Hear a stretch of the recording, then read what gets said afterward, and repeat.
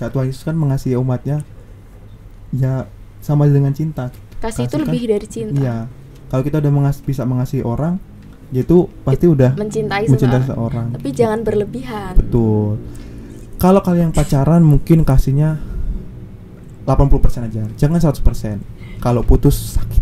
Cukup hilang dan lepaskan. Wanjas. Kan mau ke Tuhan jadi ya udahlah. Saking cintanya Tuhan Yesus kepada kita, mati di kayu salib. Iya, dia rela mati di kayu salib. Agnes Dwi. Tumben lu. Ini Agnes Dwi bukan Dwi. Agnes Dwi 2024. Komen.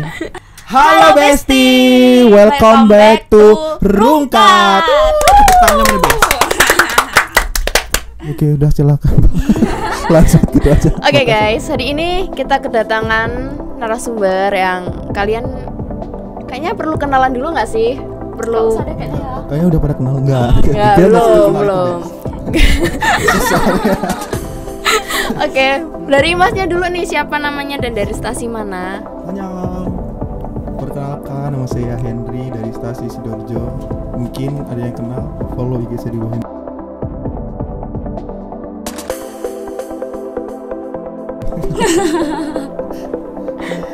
Halo guys, perkenalkan nama saya Agnes Dwi Yanasari dari stasi Bandar Agung.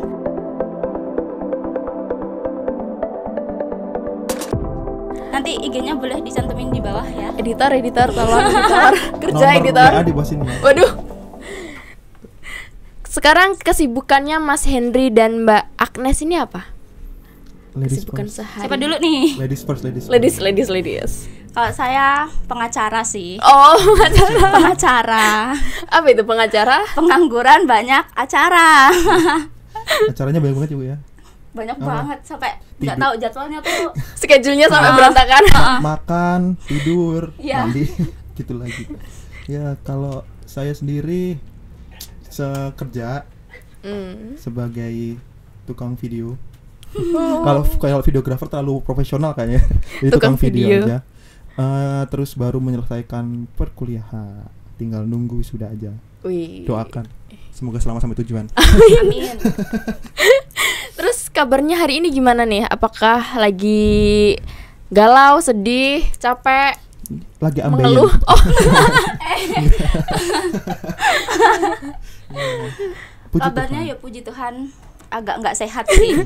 Karena saya lagi sakit, cuman dipaksa. Iya, pemaksaan ini. Ada pemaksaan ini. Tidak apa-apa. Ya baik, puji Tuhan. Masih gini-gini aja, masih utuh. Apanya itu yang utuh? Mukanya. Alhamdulillah. Terus keseharian selain bekerja dan pengangguran banyak acara, apakah ada yang lebih spesifik lagi? Ya gitu-gitu aja. Gitu-gitu aja. Iya, cuma kerja, pulang, makan, tidur, pulang, tidur, udah. Udah gitu dong. Enggak ada yang spesial gitu loh. Enggak ada. Terlalu boring. Nothing too special. Iya. That's right. Next. Oke. Jadi untuk episode ke-6 itu topiknya adalah jangan menjadi orang muda yang kurang pergaulan. Nah, menurut Mas Henry dan Mbak Agnes sendiri, apa sih kurang pergaulan itu? Kurang pergaulan tuh kayaknya kurang keluar rumah. Kayak orang kubu. Kudet. Kayak kudet gitu iya, kan. Kudet. Ya, kayaknya kurang perhatian tuh. Kurang perhatian. sorry. Yang maksudnya kurang perhatian. Kurang pergaulan tuh no lab. Terus kayak yang nggak pernah keluar aja gitu. Maksudnya ya keluar sih tapi kurang kayak halo kayak gitu-gitu. Agak merasa kayak kayaknya lebih suka dengan kesendiriannya anjas. Dunia sendiri. Iya. Kayak orang gila tapi ya kalau punya dunia sendiri. Kalau menurut Mbak Agnes sendiri gimana? Sama aja sih. Mungkin dia kurang update keluar kayak gitu. Jadi ya no lab, di rumah aja kayak gitu. Lebih senang dengan kesendiriannya. Ya sama aja sih sebenarnya jawabannya. Retweet. Terus kan Mas dan Mbaknya pasti punya sosial media nih. Menurut Mas dan Mbaknya itu gimana sih sosial media itu mempengaruhi gaya hidup yang kurang pergaulan itu? Ada pengaruhnya nggak sebenarnya? Sebenarnya ada ya. Kalau mungkin mereka terlalu nyaman gini, misalkan kita melihat di sosial media kan, orang-orang kayaknya seru banget, Seru deh. keluar Ya nggak gitu sih? ya. Terus mereka udah pikir bisa nggak ya keluar kayak gitu, sedangkan diri sendiri aja kayak malu untuk keluar gitu. Itu salah satu yang mempengaruhi juga sih. Terus terkadang terlalu overthinking dengan ramainya huru-hara di luar, jadi orang-orang tuh merasa kayak aduh takut mau keluar deh kayaknya. Udah negatif thinking duluan ya. Nanti banget sih jawaban gue juga ini. nanti kalau misalkan Nanti orang-orang aduh di luar nanti kalau misalkan aku mau kenalan terus nanti orangnya nggak welcome, karena kan Iya. kita terlalu menjudge orang tuh terlalu cepat gitu kan. Terus kalau mau keluar takut deh nanti kenalan nggak dianggap, terus gini. Terus kalau sosial media kayaknya itu gara-gara ngelihat itu gitu. Karena kebanyakan konten-konten yang dia mencoba untuk pengenalan sama orang tapi kayak dihiraukan gitu. Itu sih Iya. mungkin jadi Lebih dia ke overthinking. insecure nggak sih? Iya. Kayak insecure. Sorry. Iya. Terus kalau Mbak Dwi sendiri Aduh, jawaban saya sama dengan dia. dibedain dong, pasti kan ada bagian yang berbeda. Apa ya? Tadi apa pertanyaannya tuh? Lupa nih. Bagaimana Bagian sosial media mempengaruhi sosial media. sosial media. Apa ya? Kalau menurut saya tuh nggak tahu. Ya, sama. bukat kocok. Karena di pemikiran saya sama dengan dia. Iya. Sama ya gitu, kurang lebih highlightnya Iya. seperti itu. Terus kan sosial media juga bisa mempengaruhi cara untuk berinteraksi kan. Itu bagaimana sih? Mungkin kalian yang sudah berhasil untuk keluar dari zona nyaman, bahkan teman-temannya banyak, apalagi Mas Henry, temennya banyak, dari mana aja pasti kenal lah siapa beliau ini. Gimana caranya? Siapa tahu teman-teman tuh bisa mencontoh cara untuk berinteraksi lewat sosial media. Kalau lewat sosial media itu sebenarnya lebih dari real life-nya dulu sih gitu. Jadi kita mencoba untuk menggait pertemanan lewat kehidupan nyata dulu gitu, maksudnya real life dulu. Karena kan kalau sosial media kan nyambung ya, cuman jadi kalau kita real life udah kenal nih, kenalan dari kita ketemu langsung tatap muka gitu kan, habis itu kita kenalan, akhirnya kita minta kan sosial medianya. Ya kalau misalkan pertemanan itu ya berlanjutnya dari situ aja gitu. Oh, mutualan. Karena kan kalau langsung pure dari sosial media kayaknya terlalu susah deh gitu kan, karena kan mungkin cuma dengar-dengar doang nih, misalkan kenal anak ini enggak gitu, tapi kan dikasih tahu cuma sosial media nih, kita kan belum tahu aslinya dia gimana gitu. Jadi lebih mungkin ke tatap mukanya dulu, habis itu baru berlanjutlah ke sosial media gitu. Iya. Kalau menurut Mbak Dwi gimana? Boleh nggak sih aku menceritakan tentang bersosial media dalam mendekati ajaran Katolik? Boleh gitu? lah, boleh banget. Karena kan pacar saya tuh Kristen Protestan nih. Jadi saya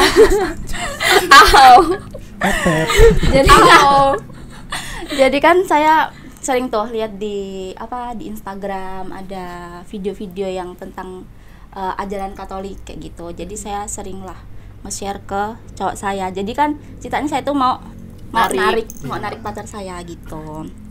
Di brainwash. Jadi saya dikit demi sedikit tuh sering lah mengenalkan ajaran Katolik itu ke pacar saya gitu. Terus reaksi dari pacarnya itu kira-kira negatif atau positif atau netral atau ya? Kalau reaksinya tuh udah pasti ke positif sih. Kalau reaksi kayak gitu, mungkin dia cuma tanya, ternyata nggak begitu jauh ya dengan ajaran di Kristen Protestan kayak gitu. Mungkin cuma beda kalau di kita kan ada tanda salib tuh, kalau di dia kan nggak ada, cuma gitu doang perbedaannya. Oke. Suara motor Mas, maaf ya. Iklan nggak sih? Iklan. Penjara sepi. Iya, betul. Lalu apakah dengan bersosialisasi lewat sosial media bisa mempengaruhi mood atau kesehatan mental health nih dalam diri kalian masing-masing? Si paling mental health. Mental health. Kayaknya mungkin iya ya, karena kan kita pasti nggak 24 jam ketemu kan. Pasti ada waktunya kita untuk pulang ke rumah gitu ya. Mungkin kalau ada sesuatu yang dipikirkan kayak pengen deh cerita hari ini tapi nggak sedang nggak ada orang nih di sebelah kita. Kalau mau cerita ke orang tua kadang malu kan, nggak semuanya bisa diceritakan dengan ke orang tua gitu kan. Betul. Ya itu mungkin ya lewat sosial media itu mungkin bisa meluapkan lah apa yang dirasakan di hari itu, misalkan cerita ke teman, terus cerita ke orang-orang terdekat gitu. Cerita ke pacar mungkin, yang punya pacar. Punya pacar nggak? Saya masih jomblo, nomor di bawah sini. Biasanya ke second account juga nggak sih? Atau cuma ke first account? Second account nggak punya sih. Saya semuanya saya buka gila-gilaan di ini IG saya. Barbarly. Kalau Mbak Agnes sendiri nih? Kalau apa ya? Menurut saya tuh lebih gimana ya? Gimana tuh? Sepil dong. Krik. Apa? Saya nggak tahu mau jawab apa ya, karena tadi pertanyaannya tuh berbeda menurut saya. Lebih kemana? Lebih ke apa? Menyalurkan mood? Ya kalau menyalurkan mood tuh ya pastilah, karena kan kadang kan di sosial media tuh buat apa saling menyindir kayak gitu loh. Kadang kan dari sindiran itu bisa mematahkan mental health orang. Males juga gitu kan. Ya terkadang gitu. Kan apalagi sekarang banyak kan di IG, TikTok gitu video-video lucu gitu, lihat video lucu akhirnya wah seru nih gitu. Terus tiba-tiba kadang ada yang lihat video sedih-sedih jadi sedih gitu. Terus kadang ada yang bikin kesel juga gitu. Pasti sih kalau sosial media pasti karena kan ramai orang yang menggunakan kan, nggak cuma satu orang doang gitu. Jadi bisa melihat kepribadian orang-orang yang lain gitu, tetap bisa ini mengubah mood. Ya apalagi kan ada yang apa FB Pro sekarang kan, bisa menghibur banget kan ibu-ibu itu. Maaf saya nggak main Facebook. Berarti kalian bisa mengatasi kesepian itu dengan bermain sosial media. Ya. Pasti kan banyak nih tantangan dalam bersosialisasi di era digital, apalagi dikit-dikit update story, update TikTok atau mungkin update Instagram. Itu yang menjadi tantangan dalam itu semua apa? Sebenarnya ya, ini saya dapat sebuah etika bersosial media. Waktu itu ikut kaderisasi. Sebenarnya sosial media itu kan lebih untuk kita mencari informasi kan, terus mencari sesuatu hal yang mungkin lagi happening nih saat ini gitu apa. Jadi kita bisa mengikuti gitu. Terkadang orang-orang kan menyalahgunakan sosial media untuk hal-hal yang negatif. Misalkan nge-share sesuatu yang tidak senonoh, terus mungkin terlalu, apalagi yang sering terjadi adalah mengumbar masalah pribadi.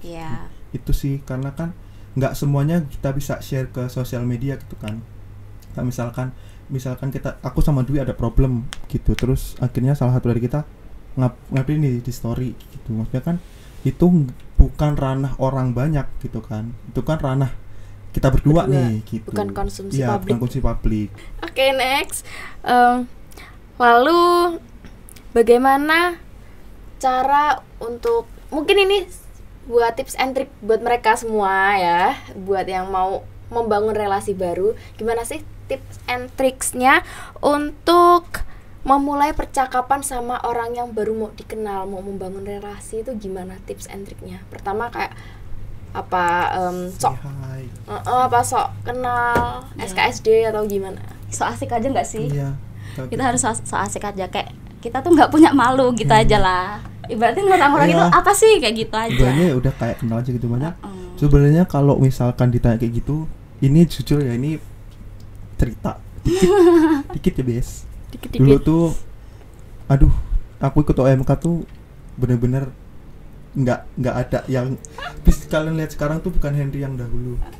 Henry yang dahulu bukan kalian yang kalian lihat sekarang. Dulu tuh kalau ikut OMK gitu dia mendengarkan DDM. Dia mendengarkan gitu. Terus akhirnya waktu itu sampai SMA deh baru bener-bener ikut OMK yang selampung lulus SMA. Terus habis itu akhirnya kok ternyata ya itu yang selama ini sebenarnya yang saya pengen gitu loh. Cuma memang dari dulu nggak berani aja gitu. Terus akhirnya dari situ seneng ikut. Jadilah sekarang Henry yang kayak gini gitu, yang bocil kematian. Terus ya mungkin tipsnya sih ya jadilah diri kalian sendiri dan melampaui diri kalian sendiri gitu. Makanya ketika kita lihat orang baru nih, jangan terlalu melihat dari looknya dulu. Kayaknya orang ini nggak bisa diajak ngobrol, kayaknya orang ini terlalu mukanya sensi gitu. Tapi kan kita belum tahu kan kalau kita belum kenalan gitu. Ya udah minimal kayak sih halo gitu. Kalau misalkan kita kalau lingkup OMK gitu ya, kayak halo dari stasi mana gitu, dari paroki mana. Ntar dari situ kan lanjut gitu. Terus nanyain lagi sibuk apa, terus tinggalnya sekarang gimana, lagi sibuk apa, terus kegiatan sehari-harinya apa. Nanti kan itu berlanjut gitu. Kalau aku dulu kan ikut acara OMK tuh dari kelas 1 SMP nih. Dari kelas 1 SMP udah mulai ikut acara OMK ya nyampe sekarang ini, karena awal mulanya diajakin mbakku sih, Mbak Lia. Pertama kali ikut acara OMK tuh kemah di Margo Agung. Tahun berapa ya? 2015 atau 16 ya. Itu zamannya kelas 1 SMP deh kayaknya. Terus sering diajak ikut rapat-rapat di paroki sini. Ya sering diajak kemana-mana lah. Ya nyampe sekarang. Dulu juga kayak gitu, Cooper, Kudet, DDM. Sekarang ya nggak tahu, bisa berubah. Iya. Power Rangers. Itu berarti emang butuh kesadaran dari diri sendiri ya? Iya benar. Lebih mendorong diri sendiri aja sih, kayak emang nggak mau punya temen banyak gitu. Iya. Terus di mana-mana kalau misalnya kita ada butuh bantuan kemana-mana kan tinggal calling kayak mau ini nih kemalaman pulang nginep bisa nggak gitu. Terus banyak bocor nih gitu kan. Oh di sini misalkan di mana namanya di Pasar Sakti gitu kan. Terus ini misalkan calling teman Pasar Sakti, ini banyak bocor gini berarti kan tetap dibantu. Iya. Lebih mencari relasi aja sih. Iya, wawasannya kan juga kita tambah banyak kayak gitu. Kita bisa saling bertukar pendapat dengan OMK yang lain. Berarti kan ditanya apa nih keluhan di OMK kamu kayak gitu. Nah, ngomong-ngomong tadi soal menyenggol tentang teman-teman dari paroki lain, kan Mas Henry ini khususnya Mas Henry, ini kan banyak kan teman yang dari paroki lain, apalagi Selampung, karena kemarin juga ikut IYD kan, pastinya kan nggak cuma Selampung, bahkan se-Indonesia. Nah, itu gimana sih Mas, awal-awal Mas tuh kayak membangun komunikasi sama mereka, apakah langsung SKSD atau ada pendekatan ngelihat tipe orangnya kayak gimana gitu? Kalau aku sih setiap mau berkenalan dengan orang baru ya, itu harus ibaratnya ketika aku nanya, dia tuh mau nanya balik ke aku nggak? Itu yang pertama. Ya karena kan kita kan ngobrol nggak cuma diri kita sendiri, kita kan nggak monolog gitu loh. Kita nanya jawab kan nggak gitu. Jadi kalau misalkan aku nanya terus dia akhirnya nanya balik, nah itu baru aku biasanya dari situ lihatnya. Karena kan kalau itu kan berarti menghargai orang kan, hitungannya menghargai orang untuk dia ngasih respect lah, kalau orang ini tanya balik gitu. Itu pertama yang aku lihat itu. Terus yang kedua, kalau untuk SKSD belum, itu mungkin setelah beberapa percakapan kali, mungkin kita tanya dulu namanya, pasti kan namanya dulu dong, masa kita kenal nggak tahu namanya kan aneh. Aneh gitu kan, maunya manggilnya apa gitu, kayak weh gitu kan nggak mungkin. Sayang nggak sih? Iya beb. terus abis itu nanya-nanya itu dulu, terus kesibukannya, terus dia tuh yang pasti ditanya adalah gimana di parokinya, aktif enggak gitu. Itu pasti tanya. Terus habis itu mulai akhirnya masuk ke jokes-jokes kecil-kecil, akhirnya kayak receh-receh gitu. Oh nyambung nih jokesnya, lanjut aja gitu. Lanjut ngomong-ngomong ya udah akhirnya cocok aja gitu.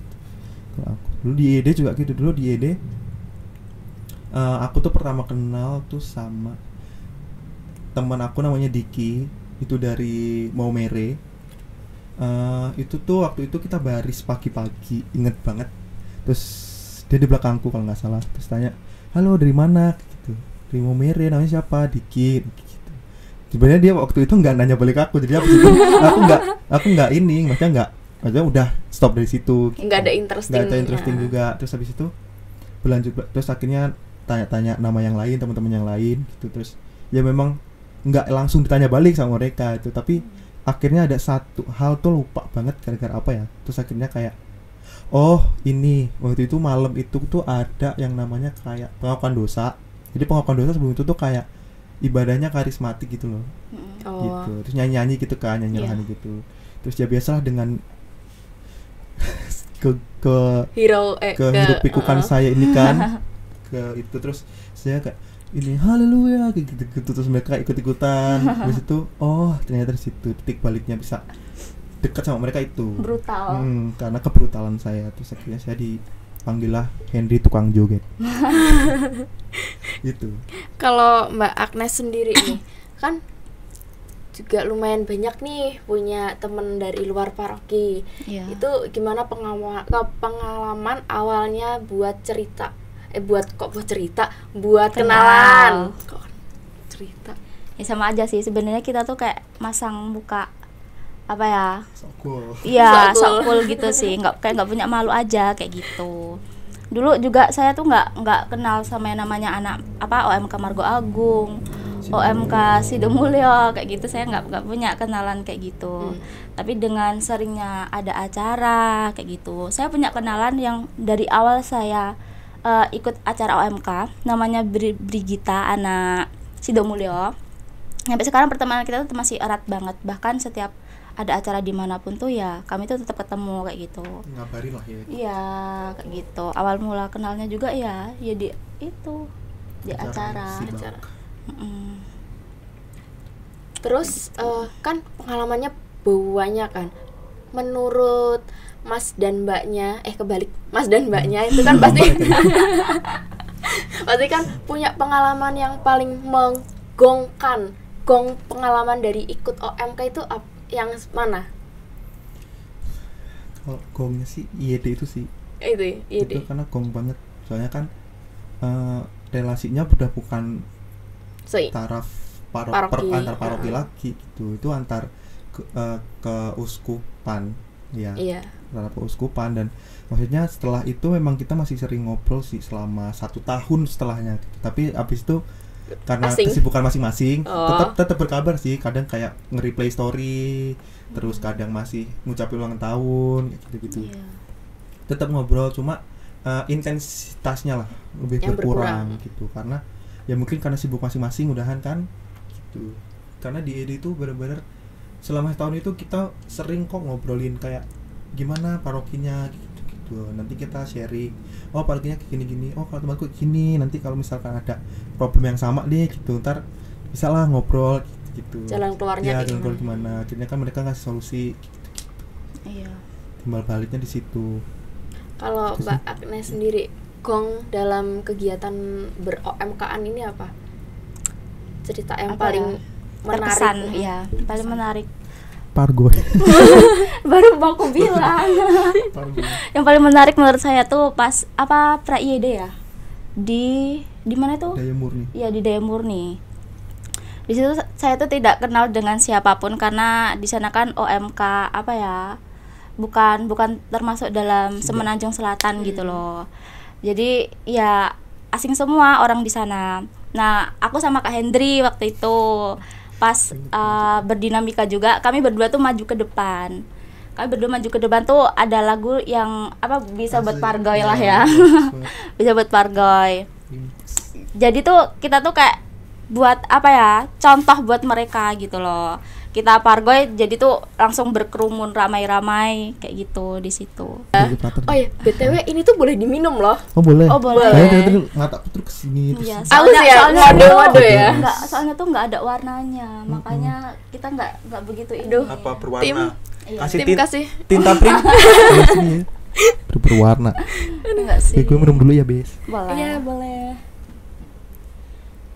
Kita nggak cheers dulu. Udah diminum. Oh, udah terkandung. Minum, guys.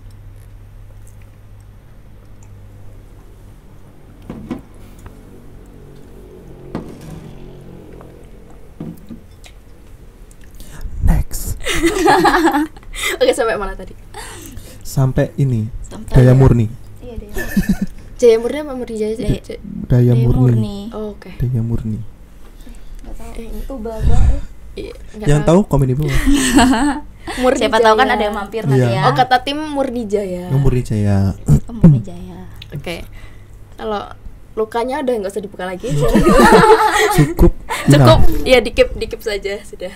Cukup hilang dan lepaskan. Wanjas. Kan mau ke Tuhan jadi ya udahlah. Iya, disuprot. Oke, next. Next.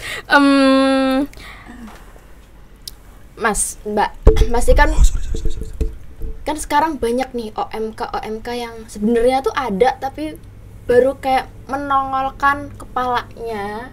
Nah, itu gimana sih menurut Mas dan Mbaknya keadaan OMK di paroki kita ini? Apakah keadaannya itu sebenarnya ya memperhatinkan atau kayak gimana? Gimana ya? Banyak kalau itu sebenarnya. Kalau misalkan pulang semua ya. Banyak OMK kita. Cuma karena mungkin udah sibuk sekolah, mungkin pekerjaannya memang nggak bisa ditinggal gitu. Terus sekolahnya jauh gitu. Terus tapi sebenarnya kalau misalkan ditanya seperti itu, kalau ngomong ke paroki lain gitu ya, Kemar Bagus, Mulyo, Jati Baru segala macam, permasalahannya sebenarnya sama. Iya. Permasalahannya sebenarnya sama. Jauh beda. Cuma kan tergantung kesadarannya kita masing-masing gitu. Apakah kita masih ingin ikut apa enggak gitu. Itu sih sebenarnya cuma itu, diri sendiri, lebih dibalik diri sendiri masing-masing orangnya gitu. Karena mereka pun kalau misalkan sekolah jauh, kalau misalkan mereka pulang masih ada keinginan untuk ikut, ya pasti tetap ikut gitu. Iya. Itu kesadaran diri aja sih. Karena kan minusnya OMK kita tuh minjatan gini oh berkubu-kubu udah nggak sih ya, jadi wilayah 1 sendiri, wilayah 2 sendiri, 3, 4, 5 tuh dia wilayah 2 nggak ada orangnya gitu. Iya, pergi semua ya. Kalau kubu-kubu circle gitu sebenarnya bukan menyalahkan circle-nya ya. Gitu, karena circle itu menurut pribadi sendiri ya, bukan sesuatu hal yang untuk memecah belah gitu loh, paham nggak? Karena kan circle itu kita sebagai orang nih, misalkan aku nyari temen yang sefrekuensi sama aku, gitu, itu kan kita nyaring kan, tetap harus nyaring, seleksi alam lah, gitu. Jadi circle itu bukan buat kita alasan untuk nggak dapat temen gitu, karena kan circle itu malah justru mendorong loh kalau misalkan dipikir lagi, karena kan kita bisa gain percaya diri kita kan dari circle kita nih Kak.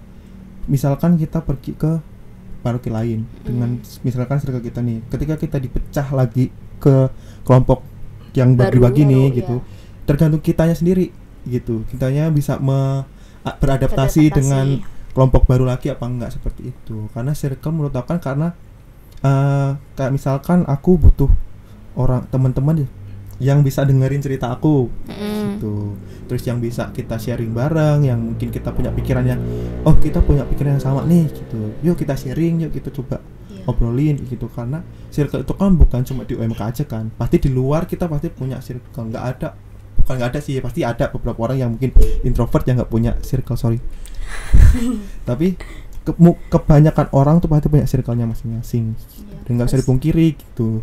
Jadi tergantung kitanya masing-masing gimana cara, ketika kita memang diharuskan untuk keluar, bukan keluar kita didepak dari circle itu, bukan kita keluar dari zonanya circle itu, tergantungnya gimana kita bersosialisasi dengan orang baru, gitu sih menyikapinya. Karena kan kalau kita circle nih bareng-bareng pasti kan tenang, masih ada temanku yang di kelompok lain gitu, sehingga kita nggak sendiri gitu.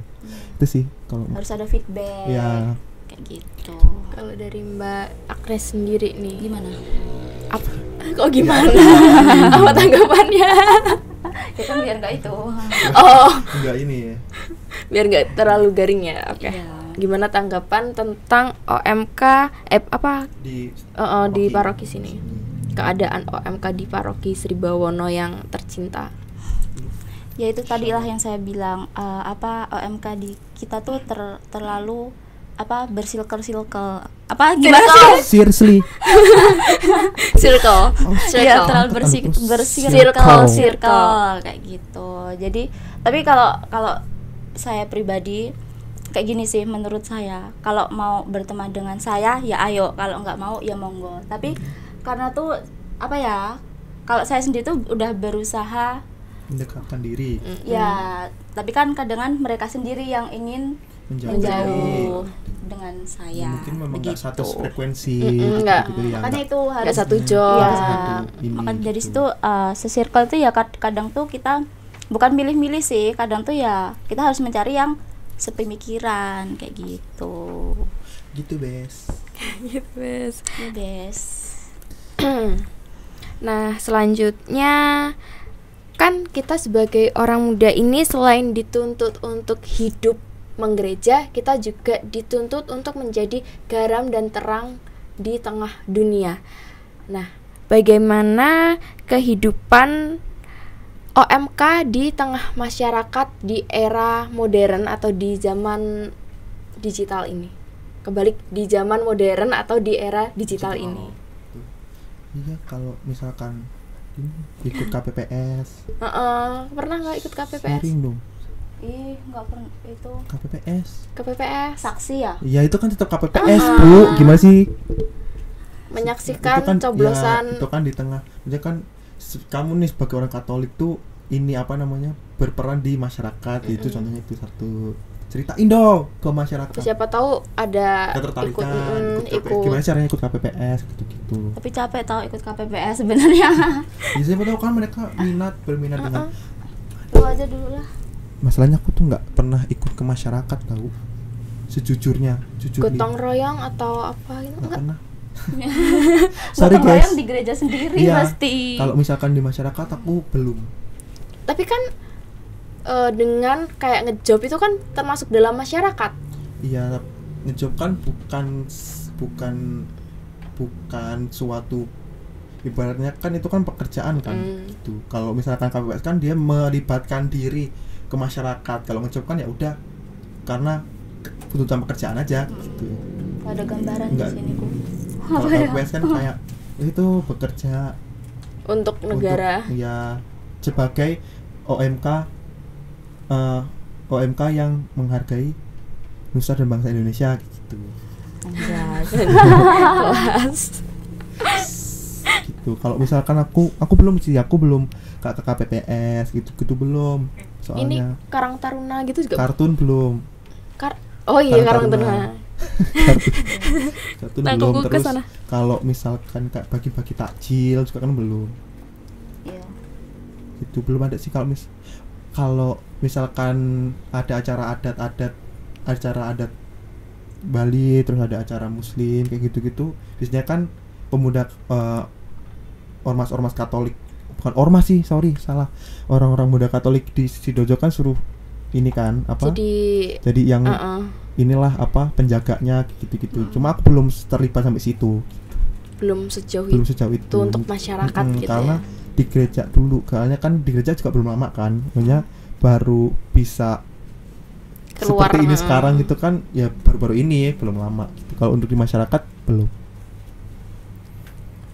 Jadi apakah kedepannya ada rencana aku mau keluar ke masyarakat untuk menyalurkan cinta kasih Yesus? Bisa jadi, tapi nggak dalam waktu dekat ya. Karena itu sebenarnya tuh butuh proses yang panjang. Karena kan kalau misalkan gereja kan ya udah orang-orangnya kita sendiri gitu loh. Kenal gitu. Setiap hari kan kayaknya ketemu. Kalau misalkan di masyarakat kan lebih luas lagi gitu. Belum sampai situ. Sebelumnya tuh Mas Henry punya ketakutan untuk bersosialisasi nggak sih? Kalau punya itu pasti kan ada cara untuk mengatasi ketakutan tersebut. Caranya itu gimana? Supaya teman-teman yang takut bersosialisasi kayak aduh malas banget ketemu orang baru gitu. Jelas sih, kalau takut jelas banget. Sebenarnya ikut, kalau diajak-ajak OMK tuh dari kecil, dari SD itu udah diajakin Mas Yohan, mamasku. Terus ya maksudnya dari dulu kan memang ya itu duduk dia mendengarkan itu terus lah pokoknya rutin, pokoknya duduk dia mendengarkan sampai ya akhirnya itu titik baliknya di kayaknya acara di Pringsewu deh itu, acara 150 SKN. Itu Selampung ya, titik baliknya di situ. Kalau misalkan berkenalannya sebenarnya sampai detik ini kalau suruh kenal sebenarnya masih agak malu gitu. Masih punya rasa malu untuk berkenalan, untuk nanya untuk pertama kali gitu masih canggung kadang. Cuma diberaniin. Kalau enggak ya mau sampai kapan? Gitu. Apalagi kan sering kan kita dibentuk dalam satu kelompok gitu. Kalau misalkan kita nggak kenalan duluan terus diem-dieman aja kan kayak canggung ngapain sih gitu kan. Kita bingung juga kan mau yang diobrolin apa. Harus ya diri sendiri itu tetap nge-push diri sendiri buat kayak ayo kenal gitu, ayo bisa. Sebenarnya nggak seburuk itu kok ternyata gitu. Kadang kan ya perspektifnya kita aja yang mungkin lihat orang takut duluan, minder duluan, padahal kan nggak begitunya lah. Terus kalau dari Mbak Dwi sendiri nih, gimana cara mengatasi ketakutan untuk membangun relasi baru atau untuk bersosialisasi? Kalau saya ya kembali lagi buat apa ya, menanggulangi itu tuh buat menanggulangi bencana alam. Sosialisasi. Apa ya? Ya maca randesin kuwi sih lah aku gampangan ki. Sok-sokan ngono wae penting. Yang penting SKSD, say hi, gitu. Hai siapa, di mana gitu. Iya, cuma gitu aja sih. Petahisin. Tapi pasti kan lama-lama suasana yang keras itu bakal mencair kan. Seiring berjalannya waktu ya, walaupun kadang ada orang yang menganggap itu semua bersosialisasi itu capek, tapi kan tetap aja nanti lama-lama mengalir kan. Tuh. Kadang habis sosialisasi gitu pulang capek ya. Sosial energinya habis. Harus mengecas, tidur. Terus gimana sih Mas untuk mereka semua kasih tips and trick untuk membangun jaringan dalam komunitas yang cocok untuk mereka? Kayak Mas kan pasti banyak nih organisasinya, kayak OMK kan itu sebuah organisasi, atau mungkin dulu di sekolahan itu masuk ke OSIS gitu. Apakah ada tips and tricknya? Dari tadi tips and trick dulu tapi nggak apa-apa deh. Sebenarnya kalau misalkan dari SMA OSIS pastilah OSIS ikut. Terus dulu tuh SMA tuh banyak banget organisasi yang sempat aku ikutin. Mulai dari forum anak daerah dulu ada, terus OSIS yang pasti. Terus waktu itu kayaknya 2 itu doang. Kalau SMA 2 itu. Tapi kan dari situ kan udah dapat kenalan nih, udah dapat relasi baru di situ. Bahkan sampai sekarang aja masih ada yang kenal gitu-gitu. Shout out.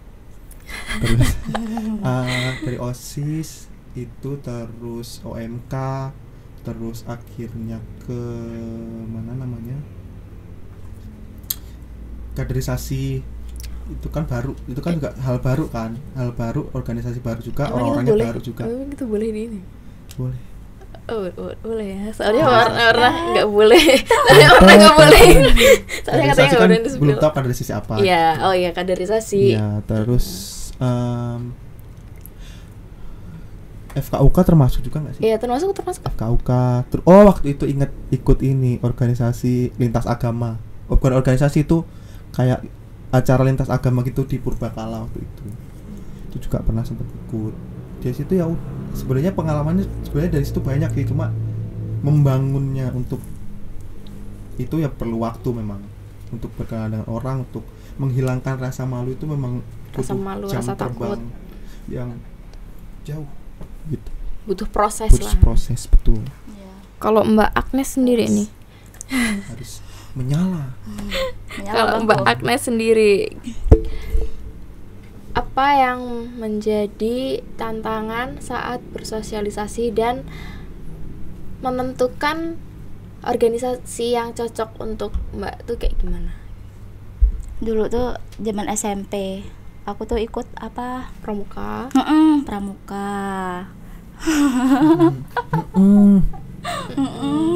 Pramuka. Ikut pramuka. Dulu tuh padahal saya tuh nggak minat masuk ke situ sih.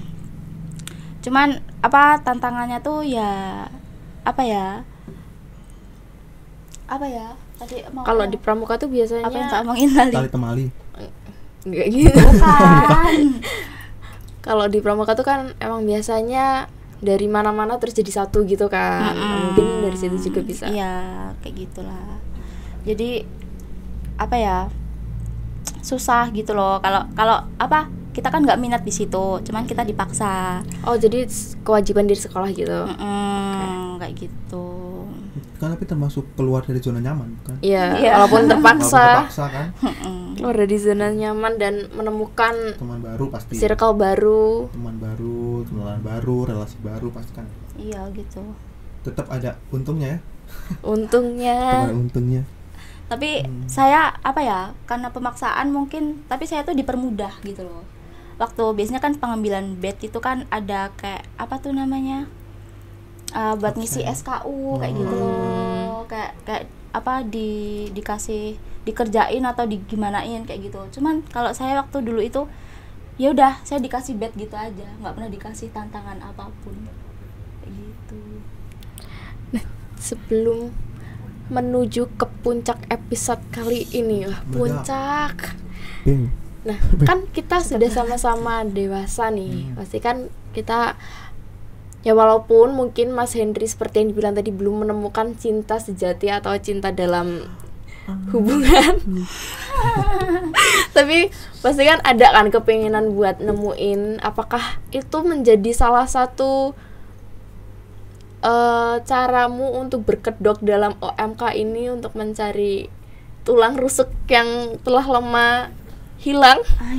Mungkin, tapi enggak kabarnya bukan ya, sih. Bukan. Banyak kalau sampai detik ini belum kepikiran untuk kayak nyari pacar gitu, belum, karena memang fokusnya lagi pengen buat diri sendiri dulu aja gitu, karena kepikiran untuk pacaran tuh masih jauh. Kalau HTS mungkin ada. Enggak guys. Teman. Gitu, teman, relasi gitu sih. Kalau untuk pacaran kan apa ya? Nanti. Kalau menurut saya cinta itu luka. Iya. Jadi kalau nggak mau luka ya jangan bercinta. Salah bahasa. Salah. Kalau nggak mau bercinta jangan terluka. Gimana? Bukan bercinta, kat tidak bercinta guys. Bukan bercinta ya tadi ya. Jangan main-main dengan cinta. Kalau tidak mau merasakan luka, asik. Masalahnya hati saya terlalu rapuh untuk cinta.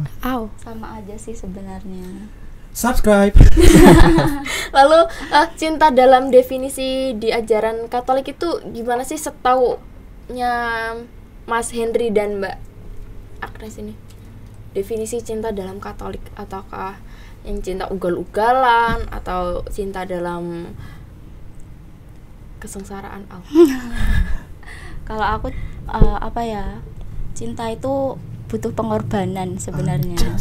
Ya kan? Karena kita kan juga meneladani seperti Tuhan Yesus. Kayak gitu. Saking cintanya Tuhan Yesus kepada kita, mati di kayu salib. Ya, dia rela mati di kayu salib. Agnes Dwi. Tumben lu. Ini Agnes Dwi bukan Dwi. Agnes Dwi 2024. Komen. Lalu kalau Mas Henry sendiri? Kalau aku sih ini cinta itu GPRS. GPRS apa tuh? Gaspol Rem City. Enggak, aku ngutip salah satu ayat 1 Korintus 16 ayat 14 kalau nggak salah. Itu lakukan segala sesuatu dengan kasih. Cinta. Dengan kasih. Cinta mulu. Kasih tuh ya udah, karena kita udah mengasihi. Kayak Tuhan Yesus kan mengasihi umatnya. Ya sama dengan cinta. Kasih itu kan lebih dari cinta. Iya. Kalau kita udah bisa mengasihi orang, itu pasti udah mencintai seseorang. Tapi jangan berlebihan. Betul. Kalau kalian pacaran mungkin kasihnya 80% aja, jangan 100%. Kalau putus sakit. Wow. Sekian dan terima kasih. Ada kata-kata untuk hari ini nggak nih Mas dan Mbaknya? Kata-kata untuk hari ini best. Apa ya? Mie apa yang basah? Udon. Mie rebus. Enggak, kata-kata hari ini apa ya? Keep swimming. Apa ya? Jadilah diri kalian sendiri gitu. Enggak usah malu dengan pemikiran orang lain sih menurut aku. Kalau misalkan kalian mau memang pengen kenal sama orang, lanjutin aja gitu. Enggak usah ada kata malu, enggak usah ada kata minder. Selagi kalian bener, lanjut. Gaspol Rem City. Enggak usah direm. Jangan kebablasan, nanti masuk jurang. Kalau Mbak Dwi sendiri ada enggak nih? Enggak ada sih kalau saya. Kata-kata hari ini apakah cinta. Cinta. CINTA. Cinta. Walaupun berbeda tetap satu jua. Baru mau aku bilang mesti udah disepil duluan. Yang penting peri cintaku aja deh. Aduh, Anjas. enggak kan kita masih satu ini kan masih satu ajaran. rumpun. Kan mereka yang protes. Ibarat Indonesia Malaysia itu masih dekatan lah. Masih deketan lah, masih ada. Ya itulah, cinta itu Buta. luka. Luka Cinta itu itu luka. lara. Ih, kayaknya semakin bertele-tele deh. Iya deh. Ya deh, udah deh kayaknya. Udah deh.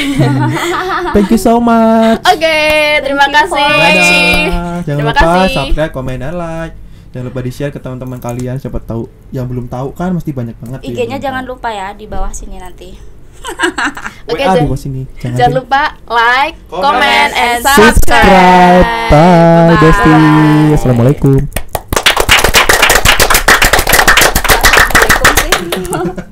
Salam. Assalamualaikum.